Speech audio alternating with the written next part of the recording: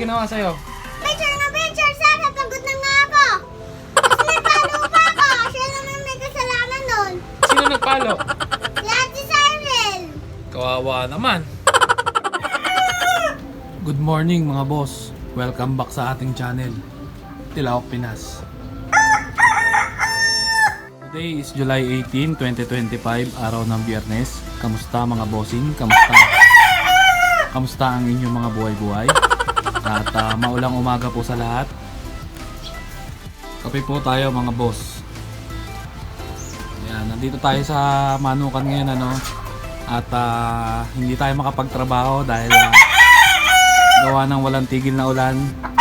At sa episode nga pala na to, sasamahan natin si Bay or si Paring Fred na magpa-incubate uli ng itlog kay Tony Sachery no, doon sa may Lamuan. At nag-message siya sa akin kaninang umaga pagkagising ko. Paluwas daw siya ng dito no, sa Manila. All the way from Nueva Ecija. At nagpapasama uli siya sa atin na magpa-incubate ng itlog. At syempre, isasabay na rin natin yung mga nakolekta nating itlog dito sa dalawang Boston natin. Bali, all in all, ang nakolekta natin is 6 na itlog lang at tumigil na rin sila ngayong mga itlog, no? Bali ngayon, inaantay ko na lang si Bayin. May dinaanan lang daw siya. At pagpunta niya dito, ipapakita ko sa inyo yung pagpunta namin doon kay na Tony Sachery, no? So, yun, magkita-kita na lang po ulit tayo mamaya. At yung update po kay Gon, no, ayan na si Gon, bali 6 months old na siya. At sa August 5 ay magsa 7 months old na. Ayan yung update sa kanya. Ayan. Halos kamukhang-kamukha rin siya ng ano niya, no, ng tatay niya. Kaya lang yung katawan nito, no, medyo mahirap palakihin. Dahil yung build niya, ganun talaga, medyo ano siya, kumbaga mapitcho kung tawagin nila. Kumbaga may ano ba sa term ng mga ano yun, sa mga term ng mga veterano is yung parang ano no, bangka yata kung tawagin nila yun, yung medyo mapitcho. At ang ganda na rin ng buntot niya, no. Kung matatandaan nyo nung 3 months old yata o 4 months old, binunutan natin sila ng buntot at ayun na yung resulta. Ayos naman, maganda naman yung kinalabasan. Ayan. Sayang na sayang lang ano. At nawala po yung kapatid niya. May pang ano sana tayo. May pang ano sana tayo. May pang ano. Alam niyo na yun. Pang dalawahan. Ayan.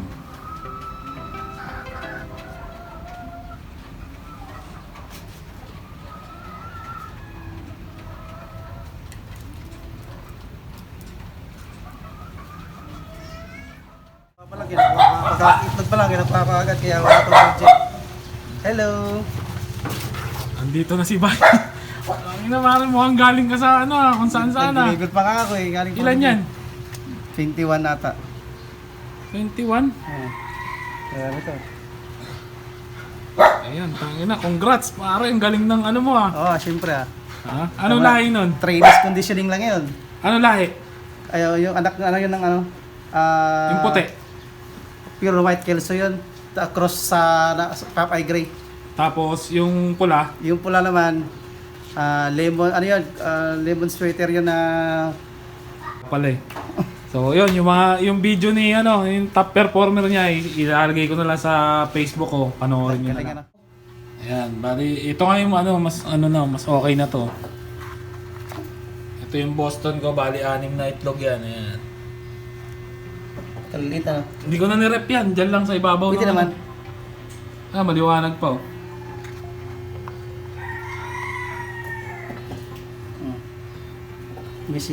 Meron ba? Meron yan, mayroon si Milya yan. Hindi naman makikita pa yan. Pag, Hindi ano, pa di makita. ba? Mga 4 days to 1 week. Yan, pag na-incubate na to. Maliwanag pa lahat to. 4 days to 1 week yan. Ano na yan, makikita naman yan, may ano yan, pula-pula. Pula-pula may ugat. Ayan, 6 na Boston. Tig-tatlo sila. Tig-tatlo yung dalawang Boston na babae. Kaya natin pa yan. Ibenta na. Magkapote na lang tayo. Yung pa, ibenta. Yung magagandang klase yung mga itlog na to. May itlog pa rito yung ano mo, yung 5-piece sweater mo. Yun. Mati, may mga markings yan, naka-markings yan. Isama na natin dito para rin naman. GB. Ha? Ano yung GB? Gilmore Black.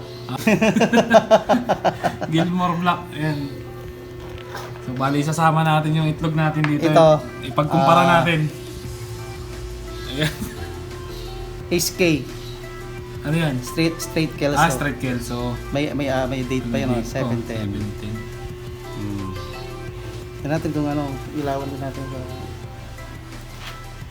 Kasi nireject tayo nung marami kasing ano. Ayan, maliwanag. Dito. Ayan. Sigurado. Kumbaga yung itim niya sa gitna. Isama na natin. 6 Hmm. lang naman to sa ipapahiwalay na lang natin. Alam mo na, patulis sa ilalim. Patulis. Nung una eh. Wala sa ayos eh. Ayan, reject tuloy.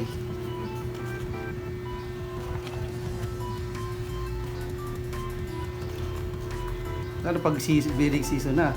Pag sa bidding season, puti naka-dosing babae nakahanda doon. Ang dami. Asya pa? Kaya siya pa. Dosing babae. Kailangan maano yan.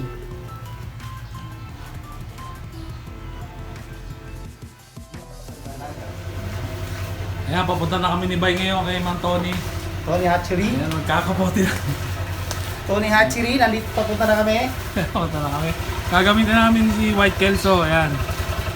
Kaya pag nag-ano ng white kasi isasalag pa rin yung white cake.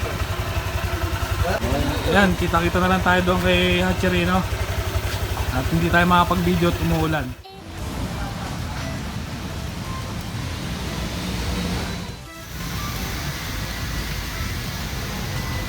Bay, iyan pa rin suot mo ah. Sa mga nagtatanong po, ito po yung kanilang exact address at saka yung mga service na binibigay nila, no? At bukas sila from 5 AM hanggang 5 PM, Lunes hanggang Sabado. Ayan. Ito po yan sa JP Rizal Street, Lamuan, Marikina. Uy! Iwan mo ako ah!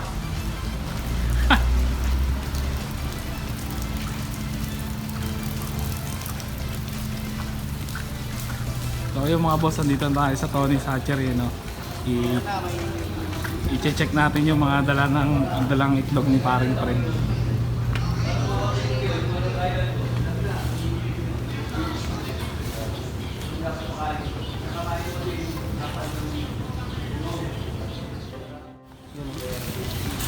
Ilan nga yung sa'yo?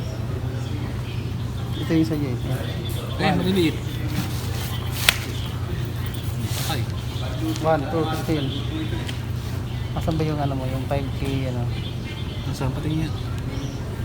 Boston Roundhead. Ngayon yun. Iba yun. Ay ba? 5K, 5K. Baka ay, hindi. Walang marking. Go. 5K.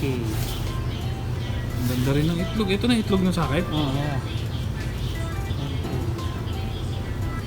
So, mga boss, yung itlog ng 5K ko. Boston Roundhead. Ilan inabot ng itlog? Tatigil eh. Kaya 5, ano lang siya. Dalawa lang ata yung itlog niya. Maganda to. Ang karamihan puro straight Kelso.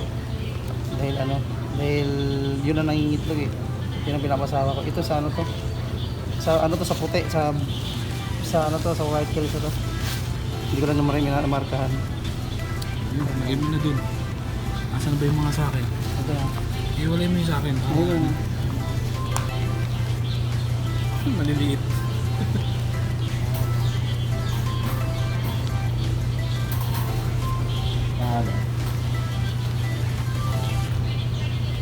Boss pangalan. Yung sa una po, Benjo. Ito pangalan mo. Apo. Yung sa pangalawa po, Fred. Apo. Ano? Layo Hindi ng yata sa akin to, pangik. layo ng difference. Ala, ulog. Saan ba to? 2, 4, Okay, 6, tangik. Sa'yo to. Ilan ba sa'yo? 6 lang yung sa akin. Anim nga yan, ano? Ayan, nasama yung isa eh. Hindi sa'yo to. Kaya anim lang ato eh. Anim yun. Ay, Ano? Lima at saka isa. Ibig sabihin, palaki na yung itlog niya. 19.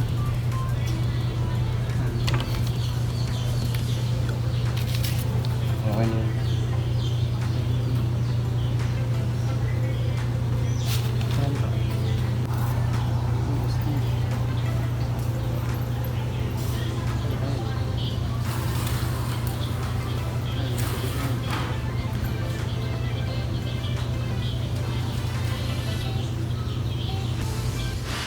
Sa akin no, ayan, parehas lang po ng date, code 9 number 19 yung kay paring Fred, ayan.